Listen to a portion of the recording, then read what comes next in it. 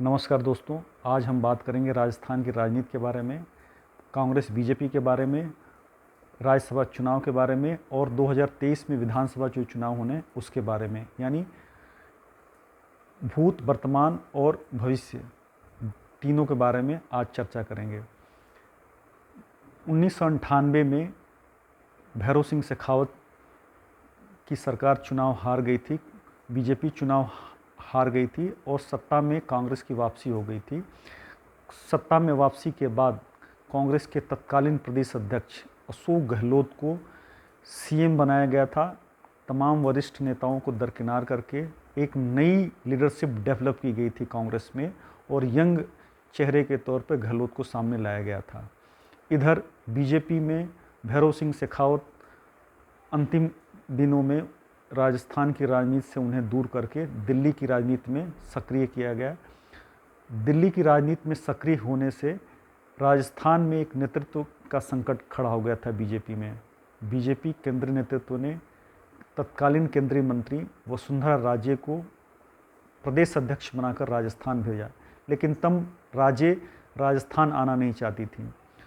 अटल बिहारी वाजपेयी और आडवाणी ने उन्हें मनाकर राजस्थान भेजा, मान गई। राजस्थान आने के बाद वसुंधरा राजे ने ज़बरदस्त काम किया, गहलोत सरकार के खिलाफ लगातार मोर्चाबंदी की, परिवर्तन यात्राएं निकाली।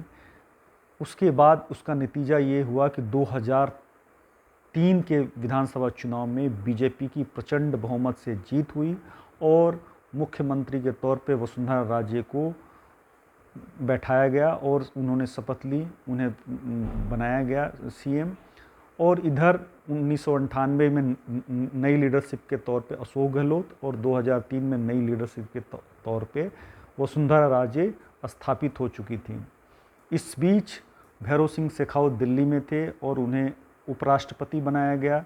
उपराष्ट्रपति का 5 साल कार्यकाल पूरा करने के बाद वो वापस आए।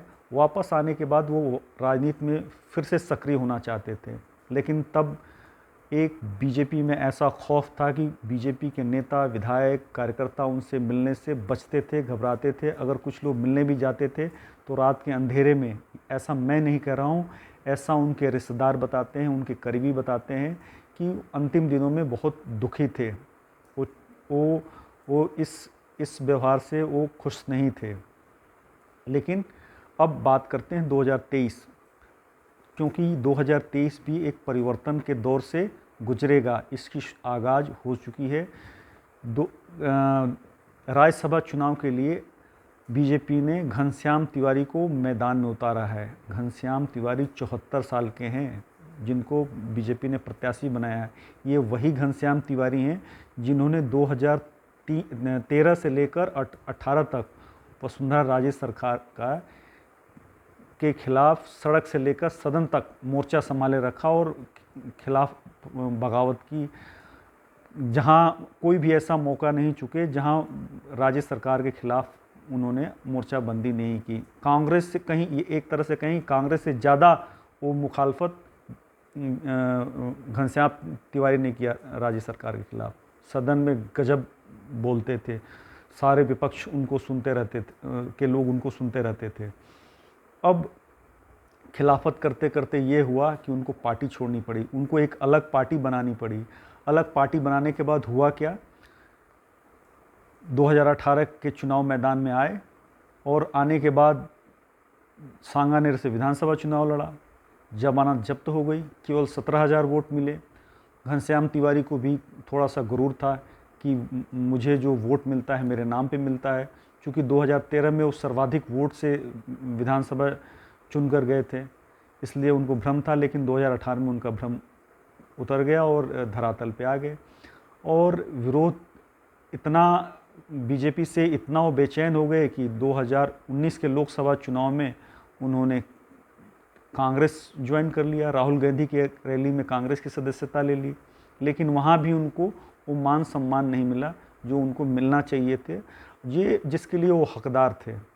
वो उससे भी निराश हो गए, वो कांग्रेस छोड़ दिया। बाद में जब सतीश पूनिया प्रदेश अध्यक्ष बने तो उनको पार्टी में वापसी कराई।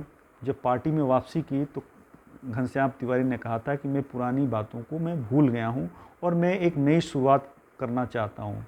और अब उन्हें पार्टी ने प्रत्याशी बनाया राज्यसभा के लिए, तो इसके जरिए पार्टी क्या मैसेज देना चाहती है, ये समझने की बात है।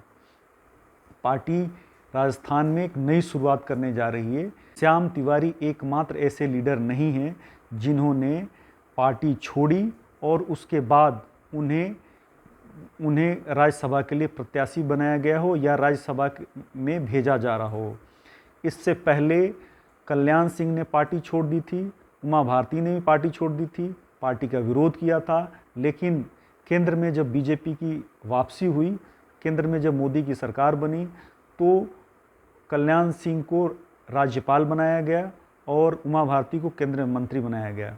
तो एक तरह से उन कद्दावर नेताओं को मान सम्मान देने का काम किया गया है।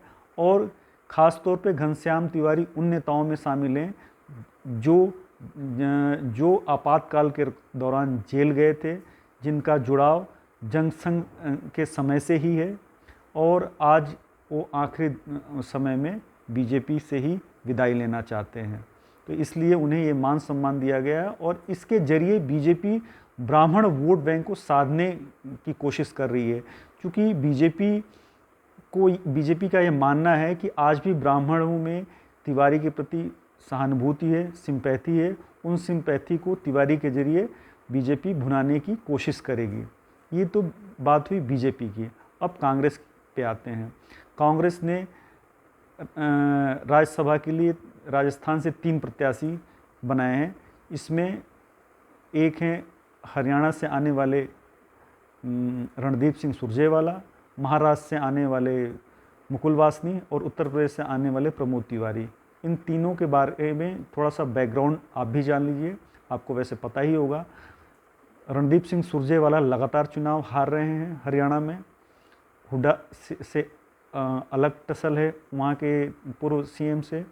और मुकुल वासनी महाराष्ट्र से चुनाव हार चुके हैं।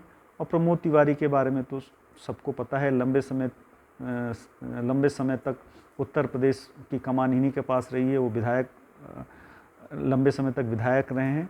लेकिन उत्तर प्रदेश में आज कांग्रेस की जो स्थिति है, इसके लिए कमोवेश तिवारी को जिम्मेदार माना जाता है। ऐसा मैं नहीं कर रहा हूँ, बल्कि ऐसा कांग्रेस के कार्यकर्ता और नेता उत्तर प्रदेश के खुद कहते हैं।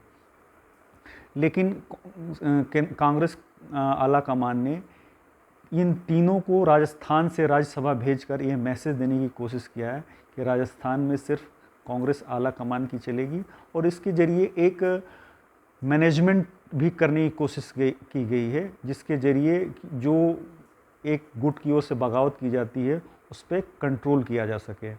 लेकिन कांग्रेस के भीतर इन तीनों प्रत्याशियों को मैदान में उतारने से सवाल खड़े होने शुरू हो गए हैं और इससे कांग्रेस में आने वाले समय में और अधिक भगदड़ मचेगी।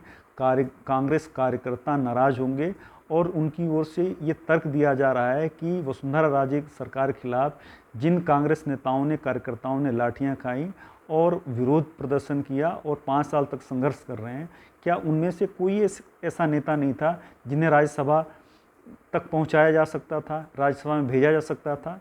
लेकिन कांग्रेस ने ये मैसेज दे दिया कि 2023 का जो चुनाव होगा वो तो कांग्रेस नेतृत्व तो अपने हिसाब से चुनाव लड़ेगा और उसके लिए तैयारी भी अपने हिसाब से प्रबंधन करेगा।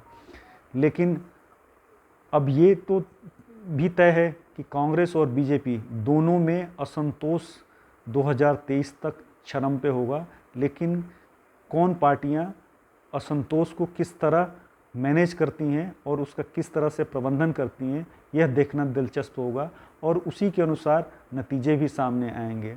लेकिन इसकी शुरुआत हो चुकी है और उस नतीजे का इंतज़ार आप भी कीजिए कि इस जो असंतोष है उसको दबाने में कौन पार्टी कितना अधिक सफल रहती है, उसको उतना ही अधिक फ़ायदा मिलेगा और जो असंतोष को दबाने में नाकाम रहेगा उसको नुकसान उठाना तय है। आज के लिए इतना ही। नमस्कार।